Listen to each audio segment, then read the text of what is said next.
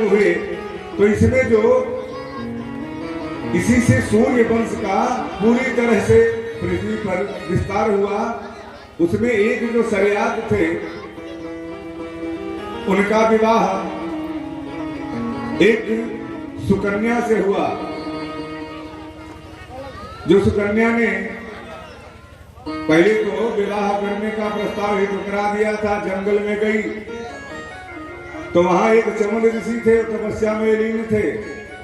उनकी आंखें चमक रही थी, सारा कोडर बन गया था विमोल जैसा।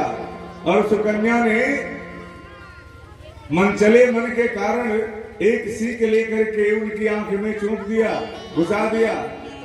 और जब चमन ऋषि की आंख फूटी तो उनके राज्य में अकाल पड़ गया। और जब अकाल पड़ गया तो अब क्या हो, अब बड़े बड़े विद्वानों से पूछा जाने लगा। तो कुछ विद्वान बताते हैं कि महाराज यही अपराध के कारण ऐसा हुआ है। अब सारे ब्राह्मण मिलकर के राजा के साथ जाते हैं, क्षमा याचना करते हैं और अब सुकन्या का विवाह चमन ऋषि से कर देते हैं। और उसके बाद उनके यहाँ पुनः जल वृष्टि होती है। इस तरह से भगवान अश्विनी कुमारों के माध्यम से चमन ऋषि के नेत्र को सही कर देते हैं। अब इन्हीं के जो पुत्र थे सरयात, उनके रेवत के कुकब्ध हुई और उन्हीं के यहाँ एक रेवती नाम की, रेवत महाराज के यहाँ रेवती नाम की कन्या उत्पत्ति हुई, जो बाद में चल करके द्वापर में बलराम जी से ब्याही गई है। और इन्हीं की परंपरा में आगे बढ़ते हुए आते हैं अम्बरीश जी। अम्बरीश जी तो सर्वविख्यात हैं, इनकी कथा हम सब आप लोग जानते ही हैं। एक बार एकादशी व्रत थे और उस व्रत को पूर्ण करने के लिए द्वादशी में पारण होता है, तो बिना ब्राह्मण को पारण कराए स्वयं पारण नहीं कर सकते। तो दुर्वासा ऋषि को आमंत्रित किया गया। दुर्वासा ने कहा ठीक है, तैयारी करो, मैं स्नान करके आता हूँ। दुर्वासा जी को आने में विलंब हो रहा है, द्वादशी बीतने वाली है और एकादशी का पारण द्वादशी में ना किया जाए, अगर त्रयोदशी हो जाए तो एकादशी व्रत का कोई फल प्राप्त नहीं होता। अब तो अम्बरीश जी घबराए तो और संतों ने इनको बताया कि भैया आप ठाकुर जी को नहलाओ, उनका चरणोदक ले लो तो आपका व्रत पूरा हो जाएगा और आप अन्न तो ग्रहण नहीं करेंगे, इसलिए वह भी मान रह जाएगा। वो आएंगे तो आप भी पारण कर लीजिएगा। और जैसे ही चरणोदक उठा करके पीना चाहते हैं वैसे ही दुर्वासा जी पहुंच जाते हैं, श्राप दे देते हैं उनको। अरे ये क्या कर रहे हैं? एक अपना बाल उखाड़ते हैं, पटक देते हैं, कृत्या प्रकट होती है, मानो अम्बरीश को खा जाएगी। लेकिन अम्बरीश भगवान के इतने बड़े भक्त थे कि भगवान ने अपने सुदर्शन को उनकी रखवाली में रख दिया था। और जैसे ही कृत्या अम्बरीश की तरफ बढ़ी, सुदर्शन प्रकट हो जाते हैं, प्रकट होकर के कृत्या का वही नाश कर देते हैं और दुर्वासा जी को दौड़ा लेते हैं। दुर्वासा जी तीनों लोकों में दौड़ते हैं, काहू बैठन कहा न वोही, राखी को सकई राम कर द्रोही। अब ये चारों तरफ भागे, इनको कहीं ठिकाना नहीं मिला। भगवान नारायण के पास गए, त्राहि माम शरणागतम, हमारी रक्षा करो। भगवान नारायण ने कहा कि सुदर्शन हमारे वश में नहीं है, वो तो मैंने अम्बरीश को दे दिया है, वो अम्बरीश उसकी देखभाल करते हैं, अम्बरीश के ही कहने पर चलता है। एक काम करो, अगर तुम्हें प्राण बचाना है तो जाओ अम्बरीश के पास, उन्हीं से क्षमा प्रार्थना करो। दुर्वासा जी आते हैं अम्बरीश के पास और इनसे प्रणत निवेदन करते हैं। और अब अम्बरीश जी तुरंत ही सुदर्शन से निवेदन करते हैं, सुदर्शन शांत हो जाता है। तब तक 1 साल बीत जाता है दूसरी एकादशी आ जाती है, बीत जाती है, आज द्वादशी होता है और दुर्वासा जी के साथ पारण करते हैं। पारण करके इनका व्रत पूरा होता है। बोलिए वृंदावन बिहारी लाल की जय। और इसी तरह से इन्हीं के वंश में आगे बढ़ते हुए होते हैं युवनाश के मानधाता के सत्यव्रत, जिनके यहाँ भगवान ने मत्स्यावतार ग्रहण किया था। इनको प्रणाम करके आगे बढ़ते हैं और उन्हीं की वंश परंपरा में आगे हुए हरिश्चंद्र को कौन नहीं जानता।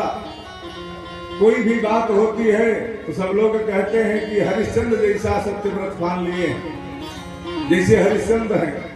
और हरिश्चंद्र की ख्याति तब से लेकर के आज तक वाराणसी के दशाश्वमेध घाट पर, वहां एक घाट ही हरिश्चंद्र घाट के नाम से विख्यात है। तो उनको प्रणाम करते हुए आगे बढ़ते हुए हरिश्चंद्र के रोहित और रोहित के बाहुक के सगर के 60,000 पुत्र एक बार गंगा सागर में इनके यहाँ अश्वमेध यज्ञ हो रहा था। तो इंद्रदेव घोड़ा चुरा लाए और गंगा सागर में कपिल जी के आश्रम में बांध दिए। तो ये 60,000 लोग सोचे कि यही महाराज ने चुरा लिया है, इनको भला बुरा कहने लगे। और कपिल महाराज के नेत्रों से अग्नि की वर्षा हुई। 60,000 वो सारे वहीं जल करके राख हो गए। अब पुनः इनके उद्धार के लिए असमंजस में मनीषियों से, राजाओं से और विद्वानों से परामर्श करके सलाह लिया। तो सबने कहा कि अगर स्वर्गलोक से गंगा जी पृथ्वी पर आवे तो इनका उद्धार हो सकता है। इस तरह से असमंजस ने अपने पूरे जीवन भर तपस्या किया, लेकिन गंगा को प्रकट नहीं कर पाई। इन्हीं के पुत्र अंशुमान, उन्होंने पूरा अपना जीवन लगा दिया और तब भी गंगा जी प्रकट नहीं हुई। अंशुमान के पुत्र हुए भगीरथ, और जिनकी तपस्या से प्रसन्न होकर के गंगा जी पृथ्वी पर आई और 60,000 अपने पितरों का तर्पण करवाया। वो लोग मुक्त हुए। गंगा महारानी का एक नाम है भागीरथी। बोलिए भागीरथी मैया की जय, गंगा महारानी की जय। इस तरह से भगीरथ के आगे क्रतुपर्ण हुए, क्रतुपर्ण के आगे सौदाक हुए, सौदाक के अस्मक के नारी कवच, और नारी कवच के खट्टांग, जो एक मुहूर्त में ही भगवान की प्राप्ति कर लिए थे अपने भजन के प्रभाव से। और खट्टांग के पुत्र हुए दिलीप, और दिलीप के पुत्र हुए रघु। वहीं से सूर्य वंश का नाम बदल करके रघुवंश पड़ा। अब रघु के वंश परंपरा में आगे रघु के हुए अज के हुए दशरथ, और दशरथ के कितने पुत्र हुए आप सब लोग, हम सब लोग तो भली भांति जानते हैं, क्योंकि हम सब लोग अवधवासी हैं। 4 पुत्र राम, लक्ष्मण, भरत, शत्रुघ्न, ये 4 पुत्र हुए। और समय बीतता गया, बाल्यावस्था बीती। गुरु के यहाँ पढ़ने गए, 64 दिन में पढ़ करके वापस आए। और जब राज्याभिषेक का हुआ अवसर तो वनवास मिला। वनवास की लीला वो जमुना पार के आगे से करते हैं, और वहां से धीरे धीरे सीता हरण हुआ। सुग्रीव इत्यादि से मिलते हैं और मिलकर के लंकापुरी जाते हैं। वहां से रावण को मकरण का वध करके पुनः सीता सहित अनुज प्रभु आवत यहाँ आकर के अयोध्या में पुनः राम जी का राज्याभिषेक होता है, जिसे हम लोग दीपावली के नाम से मनाते हैं। तो हम लोग तो राम कथा के बारे में भली भांति से परिचित हैं।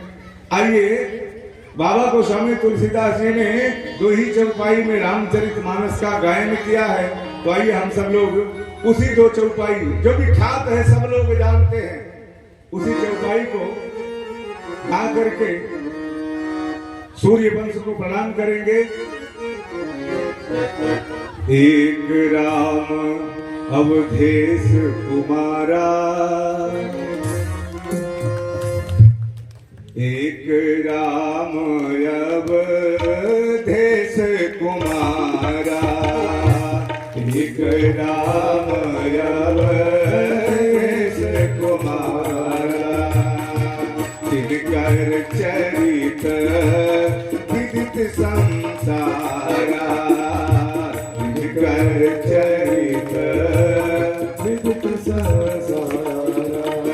ओ नारी विरह दुख लहो अपारा, नारी विरह दुख लहो अपारा, नारी विरह दुख लहो अपारा, भयउ रोष रन रावण मारा, भयउ रोष रन रावण मारा। जय हो।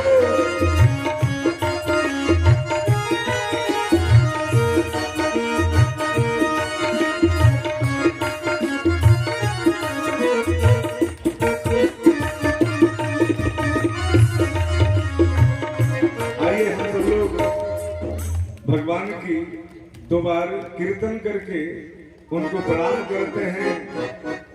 श्री राम जय जय राम, श्री राम जय जय राम, श्री राम जय जय राम, श्री राम जय जय राम, श्री राम जय जय राम, श्री राम जय जय राम, श्री राम जय जय राम, श्री राम जय जय राम, श्री राम जय जय राम, श्री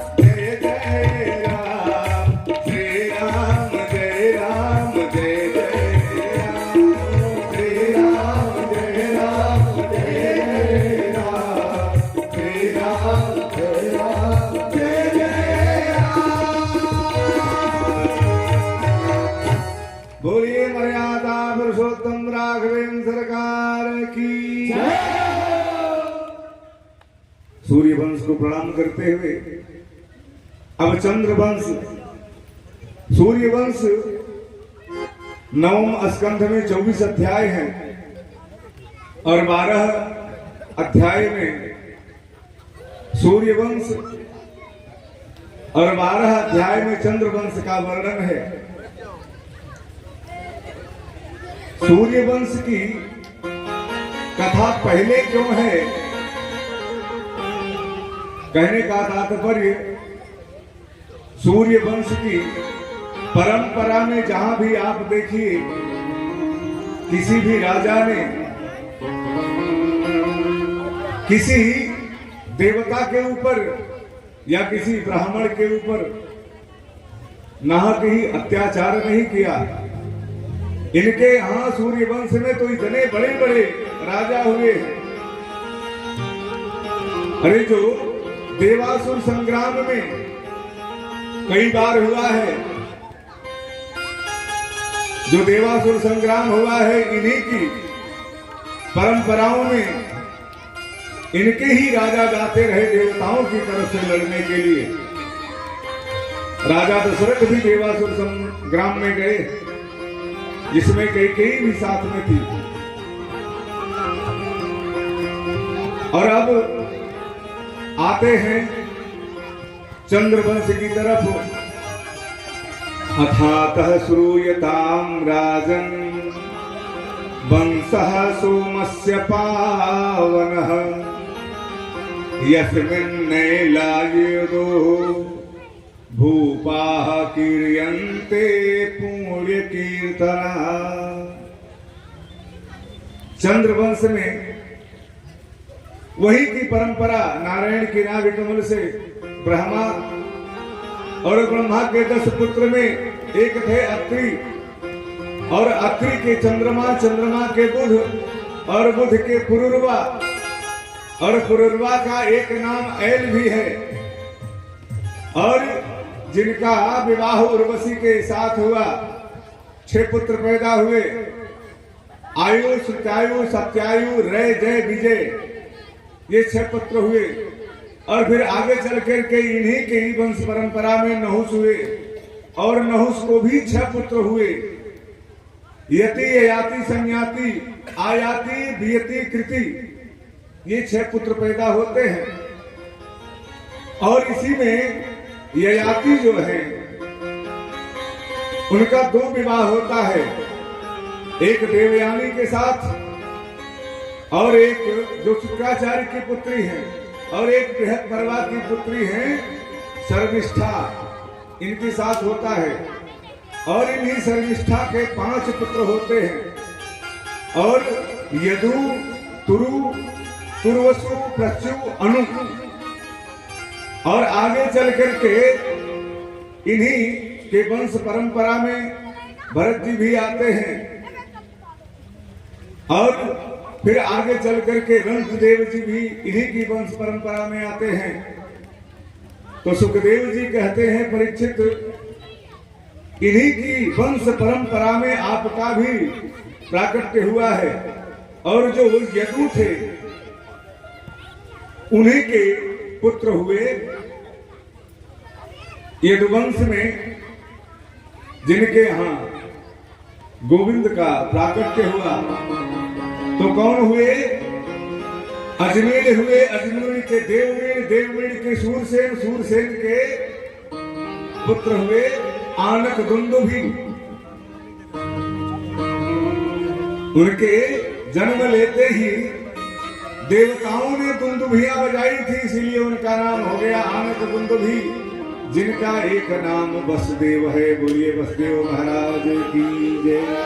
जिनके यहाँ भगवान का प्राकट्य होना है। और अब इन्हीं की वंश परंपरा में आगे चलते हुए